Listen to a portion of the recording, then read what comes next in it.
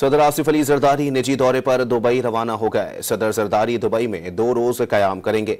सदर मुमलिकत की अदम मौजूदगी में चेयरमैन सेनेट यूसुफ रजा गिलानी ने कायम मकाम सदर का ओहदा संभाल लिया है।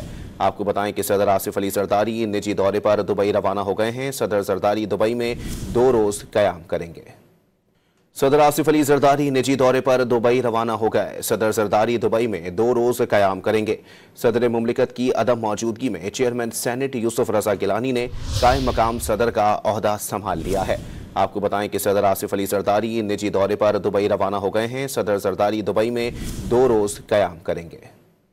सदर आसिफ अली जरदारी निजी दौरे पर दुबई रवाना हो गए। सदर जरदारी दुबई में 2 रोज कयाम करेंगे।